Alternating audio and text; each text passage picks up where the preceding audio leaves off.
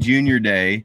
Yes. And we certainly don't want to think that, just because today is Martin Luther King Jr. Day, it's the only day that we're going to be talking about what we're talking about today. Yes. As many of you know who have watched previous episodes, last year in a series of events that began to really highlight, and it wasn't new for the Black community, but for a lot of people who were stuck at home and on social media, they started seeing these stories, and it became a wake-up call. And so today is Martin Luther King Jr. Day, and I do think that we should have this conversation. And so today is the 7th conversation in a series we've called Real Talk, addressing issues of race, injustice, and ultimately what brings us hope for America, the United States, and specifically the church in the U.S. And I've got a friend of mine named Quentin Pullen. I'm calling him Coach Q because he's a man of many talents, and he coaches people in health and fitness, and he does a lot of other things. But I met him last year as he was running for mayor in the city of Costa Mesa, and just love his heart, just love him as a person, just love hanging out with him. And I've discovered that he is my neighbor. So I saw him and his wife walking yesterday. And this morning I just randomly texted him and said, "Hey, Coach Q, what if I interviewed you and you are our 7th guest in this series, in this conversation that we're having?" And I think, part of the desire is just that, when you have a conversation with people and you're able to hear another side, another perspective, I think it humanizes the conversation, which is necessary, and it creates a pathway for compassion and for empathy. And if there's one thing I think our country needs right now, is probably those two things: compassion and empathy. Ooh, yes. Yes, So, sir. Coach Q, welcome to the conversation. We're grateful thank you for you. Me. I appreciate it. Why don't you share a little bit about your history, your background? Where'd you grow up? What's your story? Just give us some biographical details. Well, I am originally from Atlanta, Georgia. It being MLK Day. Even before it was an MLK Day, it was a big special part of our lives, growing up in Atlanta, because of the historical aspects of it. I grew up in the church. My father was a pastor of a church in Atlanta. So I grew up, my wife and I, it's funny, we were talking about this after we saw you yesterday.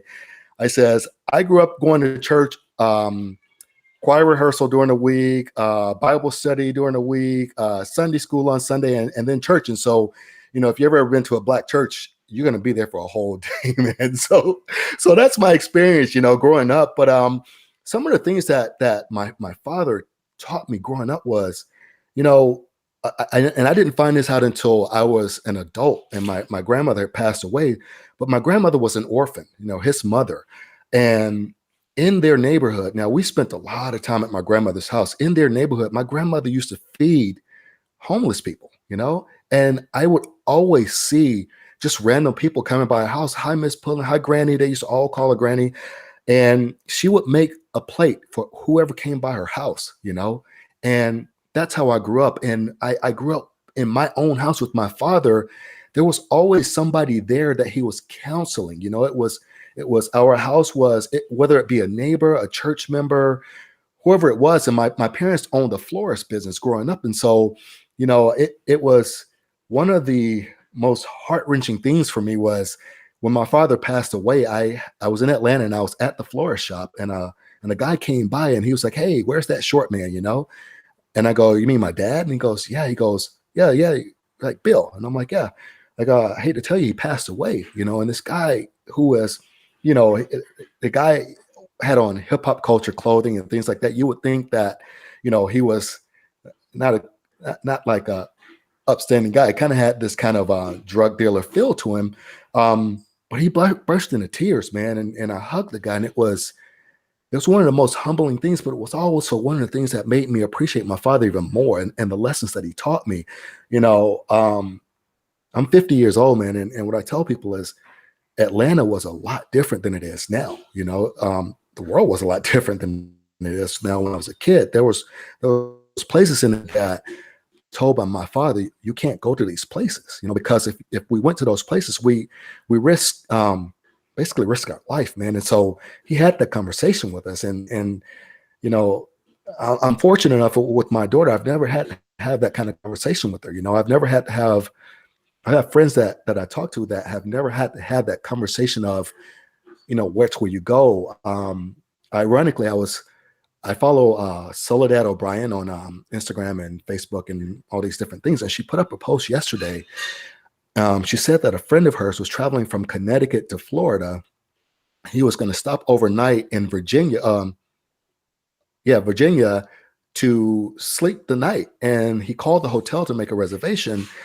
And they told him that he should continue driving, because there was a rowdy group that had checked in with this week of the inauguration and stuff, and that they didn't feel he would be safe there, and it just brought back a flood of historical emotion, historical things. That used to be a green book that Black people used to use to travel because it had the safe places that we could go, and so those are the kind of experiences that I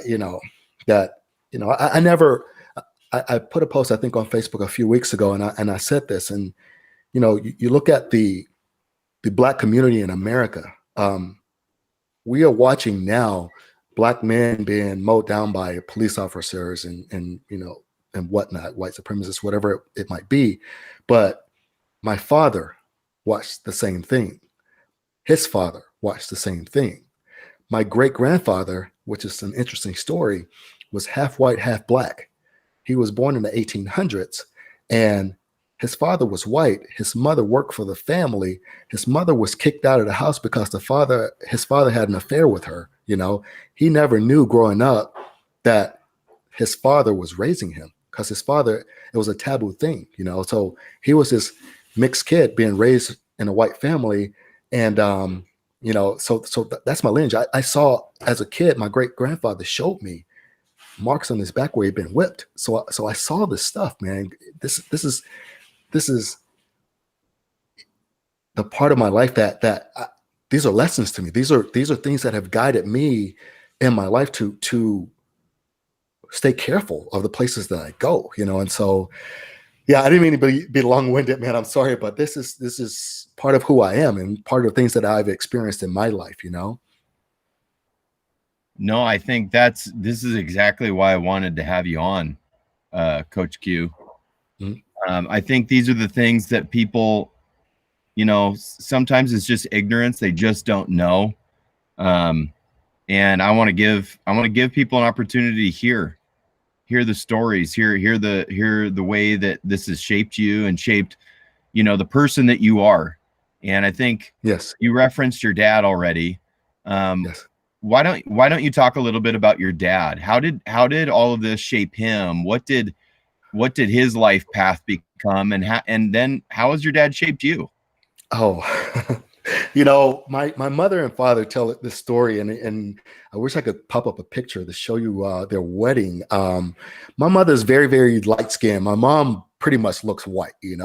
My father was dark skinned, and them dating in Atlanta. My father told me the story where they were coming back and they were driving, and he got pulled over by the police, and he got pulled out of the car, and they pulled my mother out of the car, and they asked her if my father had kidnapped her, because they thought she was a white woman and they were going to, do it. And she says, no, this is my boyfriend, and he told us that story. And I'm just like, wow, man, I've been, I had this conversation, and there's probably, depending on the area that you go, a lot of Black people in America have experienced being pulled over by cops while being Black, and so my father, I would have never thought, because that was, my father never, talked about his struggles in that way. He wanted us boys to grow up in a different way. We, my parents bought the house that my mom still lives in right now when I was about to be born, so I only knew growing up in the house.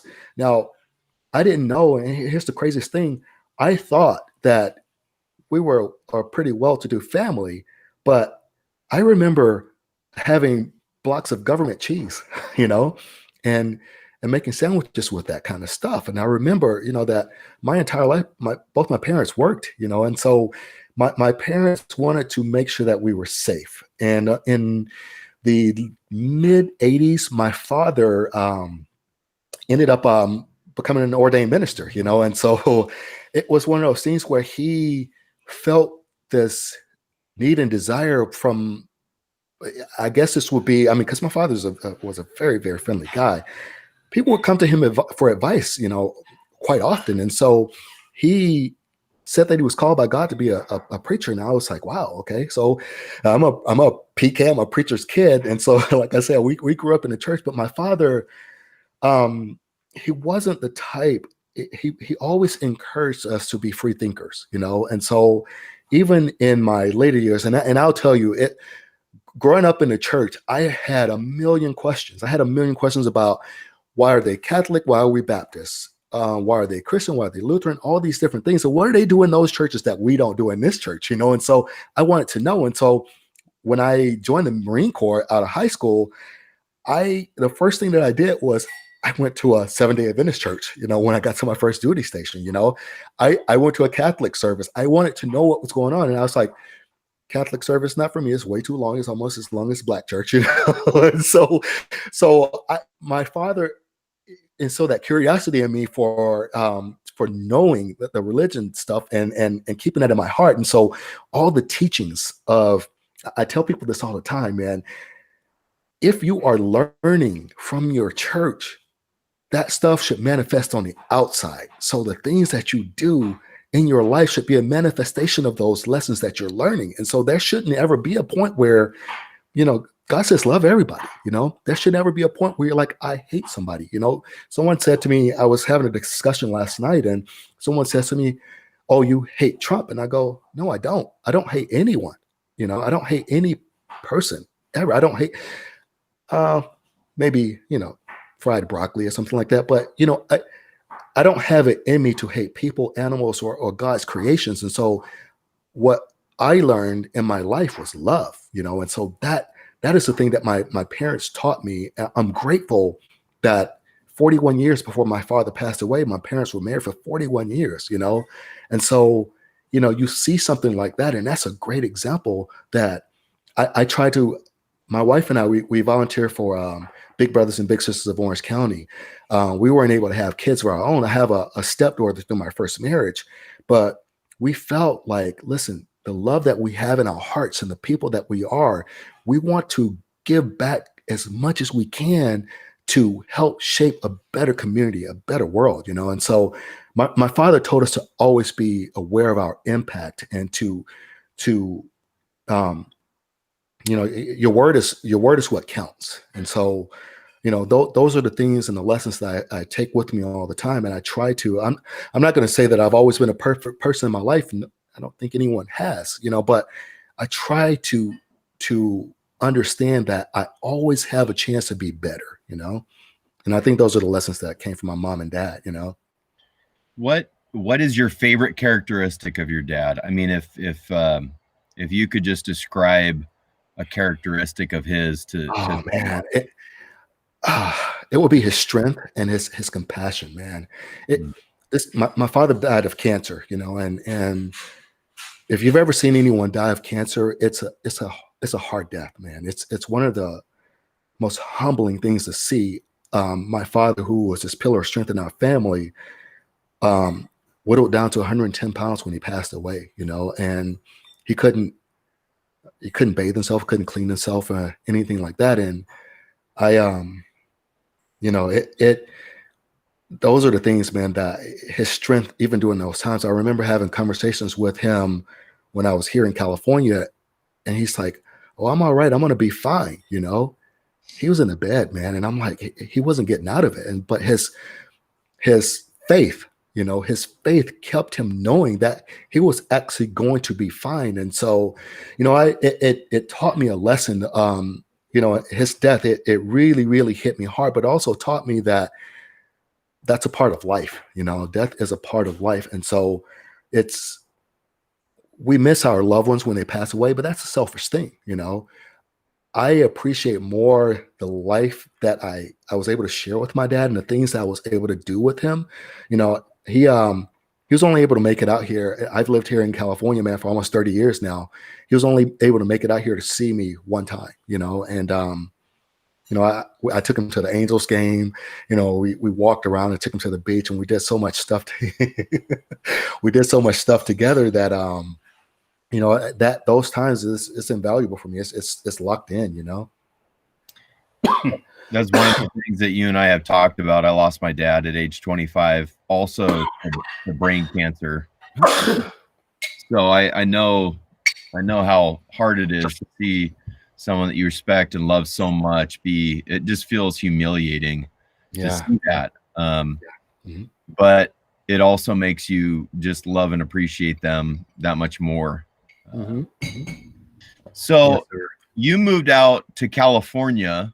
What brought you out here? I was in the Marine Corps. Okay. You know, I went to the Marine Corps out of high school.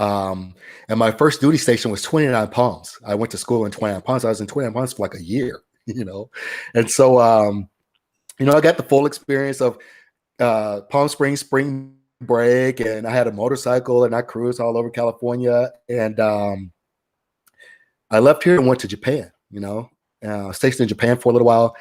From Japan, I went over to the Gulf War and ended up back here in California. And, you know, I was a competitive bodybuilder in the military, and California was the most attractive thing for me for bodybuilding because, hey, we had the Mecca at Gold's Gym in Venice and that kind of thing. So that's kind of what got me into the career of fitness. You know, I'd always been that person. It's funny. I tell the story when I was a kid, I used to be quite the artist. I used to draw Muscle Man, you know, all the time. Excuse me. There was a guy that used to come to the Atlanta Zoo and talk to school-age kids. His name was Superman Blunt, and he was the biggest guy I've ever seen in my life. And so I used to draw pictures of him, you know, and I said to my parents, I was a skinny kid, as soon as I'm old enough to work out and lift weights, I'm going to get big. Watch and see. My parents were like, yeah, right. And so you know, ironically, one of the last things that my father got a chance to see me do was compete on stage. You know, I found out, I went back to Atlanta in 2005 to compete in the nationals, and this was the first time he was ever going to see me on stage, and that's when they broke the news to me that he had cancer. But I was happy that he got a chance to finally see me do that, you know. And it's funny, my mom says to me, "We will never doubt anything that you ever tell us again." I was like, this is great, Mom. Thank you. You know? So yeah, it was fun, man. I've absolutely enjoyed and made California my community, my home. I've lived in Costa Mesa since 1993, which was when I got out of the Marine Corps, you know. And I said this in one of my political interviews. I've lived on American Avenue, Canyon Drive, you know, Eldon. I've lived all over Costa Mesa. But I won't leave Costa Mesa. I love the city, and that's one of the reasons why I ran for mayor, is because I started seeing a lot of the stuff, man, and a lot of the political back and forth, and I was like, man, this is not what community is about. What we have to be better than this, you know. And in order, and we're such a small community that there's no reason that we can't know our neighbors, and like in the Bible, love thy neighbor, you know. And so that was one of the motivating factors for me, saying, hey, I'm going to step up and show Costa Mesa a different kind of leadership, you know. And I had a good time with my campaign, but it was not without its challenges. And you know, I believe that those types of challenges build character. You know, it builds your character. It's either going to break you or it's going to make you. And so, you know, I still talk to people that from the campaign, and I still have these conversations with people, because I'm like, look, my work's not done. Because I didn't win doesn't mean that I don't still have that desire to try and influence change, you know. And so yeah. I think showing people love, you know, I had an incident yesterday. I was at the gas station pumping gas, and a homeless guy in a wheelchair was, you know, coming up, and I'm looking at the guy like, okay, well, what do you want? And he doesn't have on a mask. And so I reached in my truck and I go, hey, let me give you a mask. You know, how's your day going? You know, and I had a bunch of change in my thing. I don't carry cash anymore, but I had all this change. And I said, listen, here, he didn't ask me for a thing, you know, but I just saw that need of, hey, this guy's in our community, you know, this is our community. It's no one else's community but ours, right? And this guy is a part of it right now. So if I can do something to make you have a better day, why not? You know, if I can say something to you, if I can look you in your eye and say, how's your day? You know, that means a lot to a person that might be having a bad day. You know, it means a lot to a person that might have just saw their relative die from COVID, you know, or whatever it might be, you know. So I don't want to, you know, I have a podcast, and one of the questions I ask of people is, are you a good person? And the majority of people that you ask that question of are going to say yes. Okay. But I ask, what makes you a good person? You know, and that's where you get the silence, because people have to really, really think what makes them a good person, you know, because that little bit of doubt of something you might have done wrong creeps into your mind as you think, am I not a good person for doing that thing? You know, I tell people, I do believe I'm a good person, but I'm also a work in process. You know, every single person until the day you die is a work in process. You know, you're going to fail, you're going to succeed, you're going to laugh, you're going to cry, you're going to love, you're going to lose things, man, that all these things make you who you are. So, you know, I like to tell people, I don't subscribe to any particular political party in a particular group or anything like that. I like to be me. I want people to know me as Quentin, and Quentin did this. I didn't get my opinion from someone else trying to manipulate that. And so, you know, so those are the ways that I try to be a good person in the world, you know. Coach Q, I wanna go back to the Marine season of your life. What do you feel like? Because I definitely want to talk about your The campaign, your run for mayor for sure. Okay. Because you've already dropped some things that I'm curious about. Okay. But you served our country. Yes, you sir. love our country. Yes, I mean, sir. you know, I just respect people who put their money where their mouth is. Like, this isn't just something that you talk about. You served our country as a Marine. You defended freedom. Well, I served as a Marine, and then I went back in in the Navy, you know, and so, you know, I'm a dual service veteran, you know. Yeah. And I, you know, traveling around the world, you know, being an example, man. Do you understand how much of an impact that is, man? You know, I read some stories on Military Times about some of the active duty people that have gotten in trouble overseas, and I think to myself, man, you know, you take that oath of office. What does it really mean?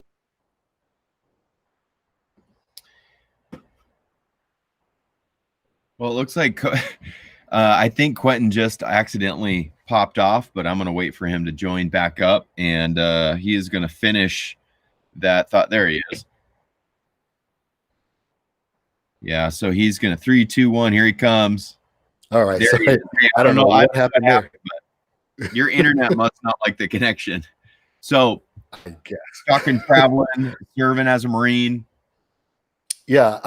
What I was saying is, you know, you take the oath of office as a military person. You are an example of what our country is to other countries, especially when you're traveling around. You're an example to every American of what Americans should be like, you know. And so that service, man, that commitment to here's the thing that was a rude awakening for me, man. I out of high school, I graduated in the top 10% of my high school class. And I had the test scores to get into the Naval Academy when I was getting out of high school, but I was so anxious to leave Georgia and experience the world. I went and enlisted, you know. You look at the examples that people make or look at a military. The hard thing to me was when I had to go to war, because that rude awakening of you can die, right? You can die is the thing that makes you say, okay, this is what serving my country is about. You know, it's not about going in there, learning a new skill, you know, be all you can be. No.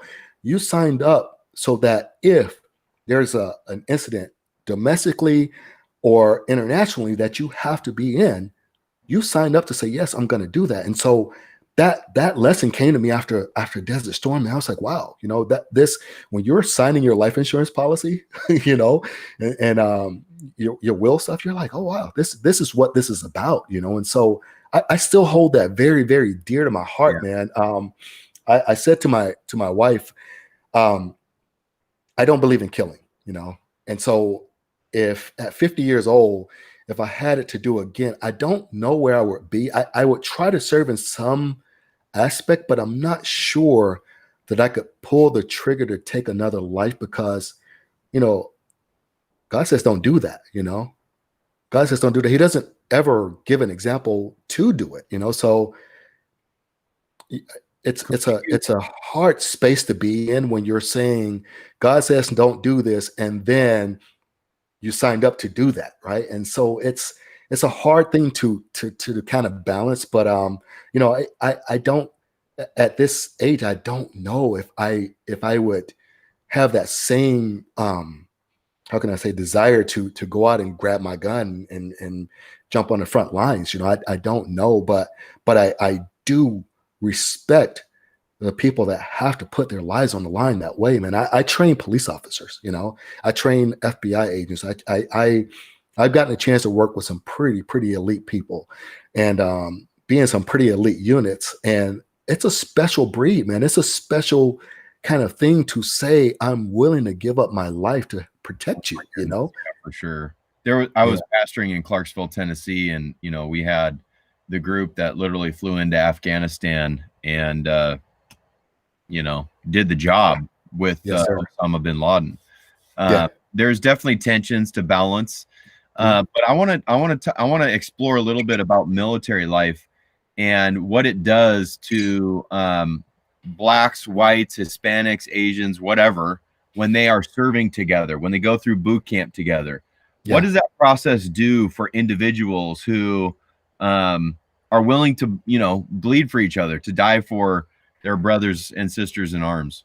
Well, oh man, one of my stories I tell people is, and every single military person that's listening can relate to this. When you get off that bus, the drill instructor said to you, look at the private next to you, look at the one on the other side of you. What color are they? And people look at it, they give these answers and they say, no, they're green. He's dark green. He's light green. He's this green, right? And so what they're trying to do is let you know that drop those racial stereotypes, because we have a mission, and our mission is the United States of America. We are here to protect, And so you might save the life of the person next to you. You might have to carry the other person on the other side of you that might have just passed away from being shot, or being killed in the line of duty. So, it's a interesting thing because the military is comprised of people from throughout the United States and some of our other territories. And we all grew up differently, but you are committing to your country and saying, hey, I'm above all the stuff, and I want to show you that I have the character to be able to serve with blacks, Latinos, whites, whatever it be, Asian, whatever it be, And so it kind of it hurts my heart, man, sometimes to see some of the current climate of our country where we have military people who will go against that oath, that'll go against their own countrymen. It's a hard thing for me to square because, we used to call this thing called esprit de corps. Esprit de corps is this love for your country, love for the Marine Corps, love for your fellow Marines.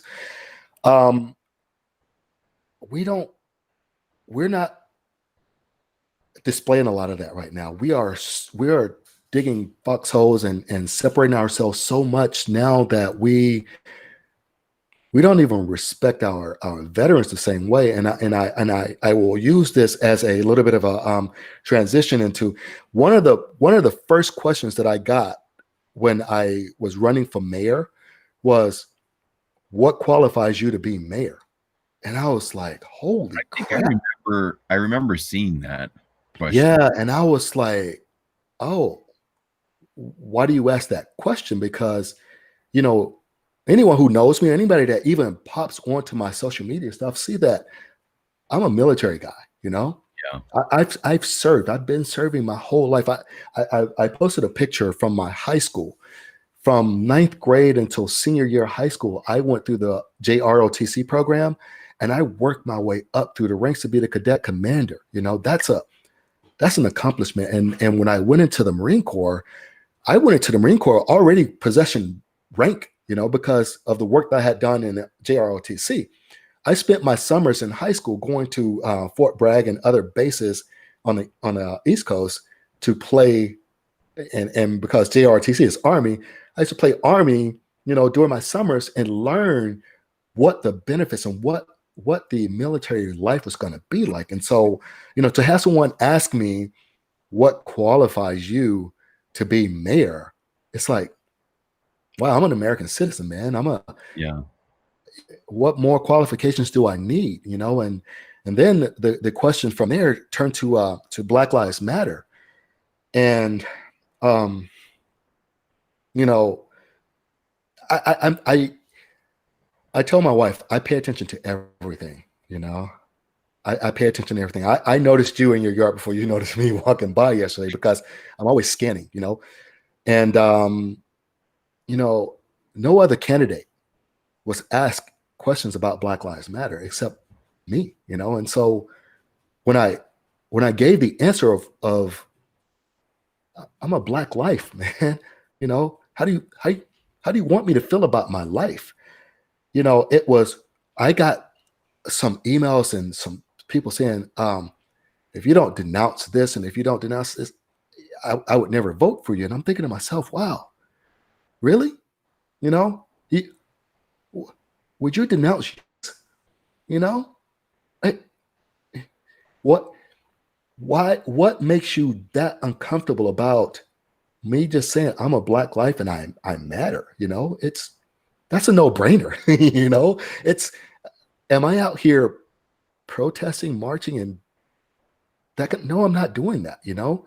But I will go to bat, man, for my life, you know, for my family's life, and for every other American life that there is, man. If I see wrongdoing, I'm not just going to walk by that wrongdoing, you know. And you know, I'm a student of history. I read a lot, you know. I study historical reference of America, you know, Black culture. I did an ancestry DNA to find out where we came from in Africa, you know. And yeah, my family lineage is part of the slave trade. Yeah, you know, it's hard pressed to find a bunch of Black people that were born in America that don't have slavery in their background, you know. So knowing that, and knowing that we were property, you know, we were owned by people, you know, by other people, you know.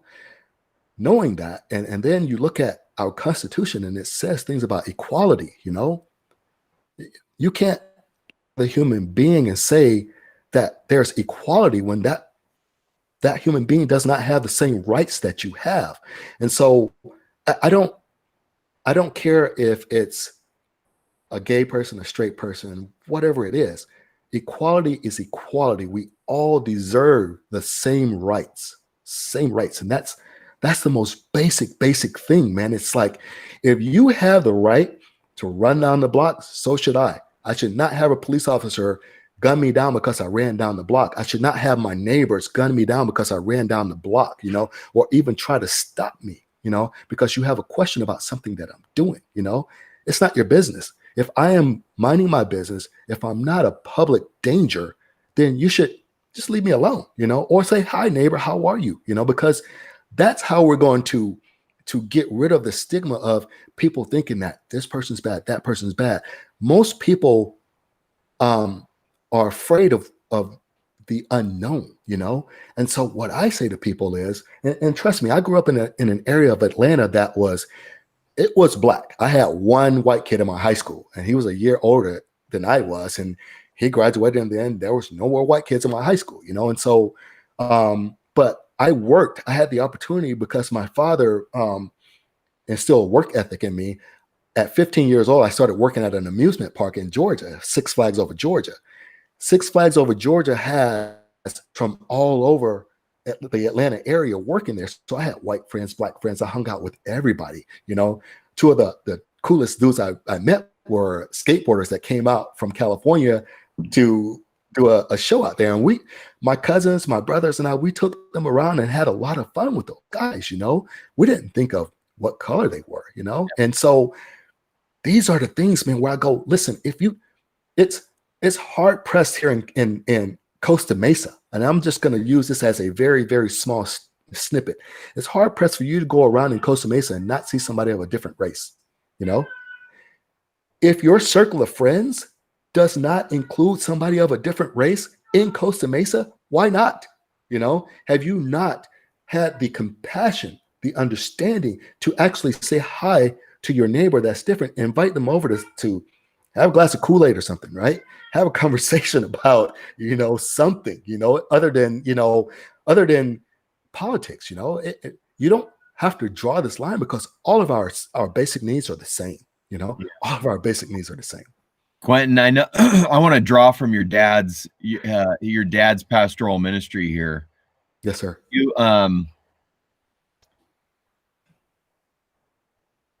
I know, obviously, the example that Christ set. Yes, sir. So what would Jesus say about the situation and the circumstances that we see so much tension surrounding by? What did Jesus do that gives you inspiration and hope? You know, it's the love, man. It was every example that you can read in the Bible about Christ's life. He didn't go hang out with rich people. He didn't go hang out with, you know, people who didn't curse, or, you know, he hung out with the people that we now will shun away from our societies, you know. And so if Christ set that example, what makes us better than Jesus Christ, right? And I'm like, I'm glad we're having this conversation because, you know, running for office, there's 53 churches in Costa Mesa, you know, 53 churches in Costa Mesa, and I'm sure they're packed, you know. What is it that we're missing in the churches or teaching people how to be more compassionate? Why is it that people want to go and do what they did on January 6th? Why is it? I guarantee you a lot of those people are church people, you know. Why is it that that what lesson in your church did you learn that taught you to go do that, you know? And so I don't understand, you know, sometimes, and I know people are fallible. I know, you know, the Bible says we're all filthy rags, you know, and we're going to sin, we're going to do all these things, but the knowing part, you know, is we're filthy rags, but knowledge takes that away, you know. For me, it's, if you know better, do better, you know. And so you can't say, you know, I know Jesus, I know the church, and I've learned these lessons, and then all of a sudden I'm going to go out there and talk bad about people, treat people badly, you know. It doesn't square up. And so I look and go, what lessons more can we teach in the church to get people to take that to heart, to not go out and buy a gun, man, to protect themselves against their neighbor, you know. I don't, it's thou shalt not kill, right? And so, yeah, people are going to commit crimes and do things like that, but there's ways to deal with that, you know, and it's not killing them, you know. It's not, you know, we deal with so much sickness in our communities and in our lives of people who are addicted to drugs, and people who have, you know, sex addictions, and people who, you know, just do these things, that a lot of that can be handled with love and care, you know, counseling, you know, show people how much you love them, you know, despite of their shortcomings or their failings, and so I never, my father, I have two brothers, and I was the scholar of the three of us, and I was the one that left home and haven't returned to live back in Atlanta. Um, Good grace, but my father, if I got a C, my father would go, "What's up with that?" I'm like, my brother just got a D, but what he said was, "Is you're better than that." I'm holding Yeah. you to the standard that you set. And so I appreciated that, man. And it's funny because when I went to college, I still would send my transcripts, my report cards home to my parents at 30 something years old. And I remember I got a C in college. The only C I ever got. I got straight A's in college. I got one C, and he goes, yeah, you got good grades. What about that C? And I was like, come on, man. So, yeah. So, Coach Q, you're looking at the country as it stands. Yeah. 2020 was quite a year.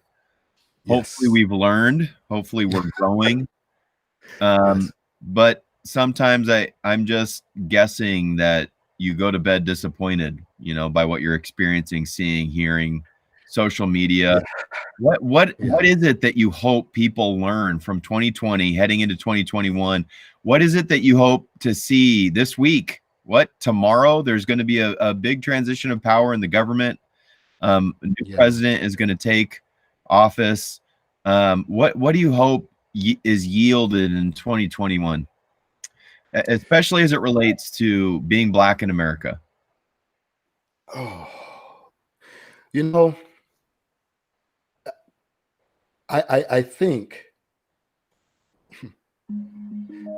here's what I say, and it's oftentimes I'm a little direct, and I don't think that. I think sometimes some people need to be handled with white gloves, and I that's part of the military. I mean, it's part of the way I grew up.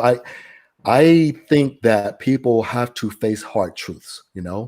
Um, Honesty, man. Honesty is one of the best things that is going to help us move past a lot of the issues that we're dealing with. And what I say with that is, Black people in America did not start racism. You know, we didn't start racism. We were made victims of, you know, Bob Marley's song "Stolen from Africa, Brought to America." We were stolen and brought here as property, and then when we were freed, we were demonized as being less than human. And so what I say to people is, we have members of our government, people that are still alive, who they were alive during the civil rights marches and the stuff that happened with Dr. Martin Luther King. People like to talk about rioting and things like that.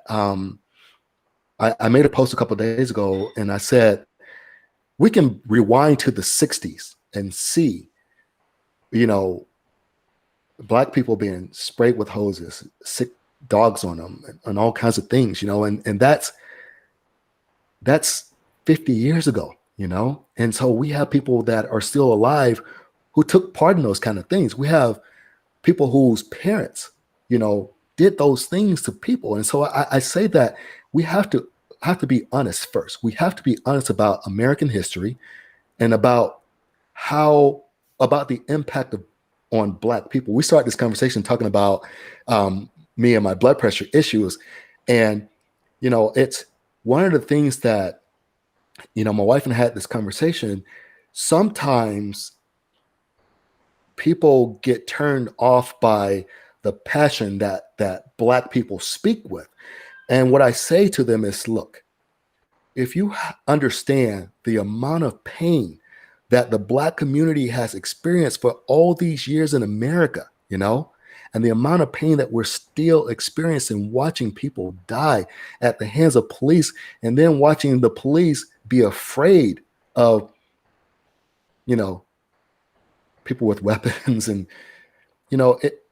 if you can take down an armed white guy who killed a bunch of people and they're taking the freaking Burger King, you can take down an unarmed black guy and not kill him, you know?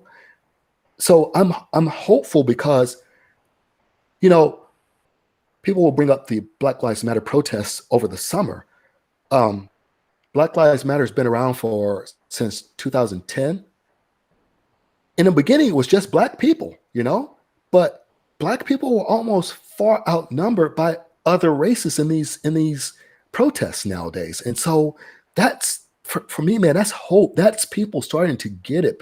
That's people starting to say, look, enough is enough, you know, and enough people have to be willing to say enough is enough, you know, and it's we're not asking for anything more than, you know, treat us like you get treated. That's a simple thing, and I'm hopeful of that because I'm hopeful of that because of people like you, man. You know, we met during the campaign thing. You invited me to your church to do some volunteer work, and I'm like, yeah, I'm all about that. You know, I'm all about showing people. I feel like sometimes, you know, Costa Mesa has a percentage of it's called Black and Other of 2%. You know, I feel like I want to be the example to people in Costa Mesa of what people are, you know? Yeah. I don't, you know, I don't, I will talk to anybody about anything. It's just, let's have a conversation as long as you're respectful. You know, if you start calling me names and, you know, accusing me of things, I kind of, I don't want to talk anymore at that point because now you're not open for a conversation. What you're trying to do is to either justify your feelings or trying to force me to think and believe like you. And so that's not a way to move America forward. The way to move America forward is to, one, like I said, be honest with each other, and then show that compassion, you know, have a conversation, look at a person in the eye, smile at them and say hello. You know, I'm reminded that I was in Target during the Christmas holidays, and there was a guy that had in a suit, had a bunch of toys, and he looked like he was in a hurry to get somewhere. You know, he was behind me. And so I turned around and looked at him. I said, hey, are those for your grandkids? And he's like, oh no. He goes, this is for a volunteer thing that I'm doing. I go, that's incredible. I says, thank you for doing that. And the look on his face was like, holy crap. You know, he didn't know how to react and respond to me. But I had a nice conversation with him while we're standing there. And if I didn't do that, he wouldn't have done it back to me. And so I am that person that's like, I'm going to try and talk to everybody that I can, you know?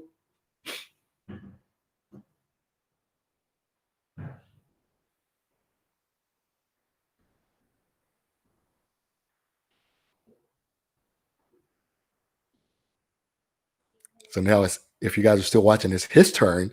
He clicked off. And so we're going to wait for him to get back on.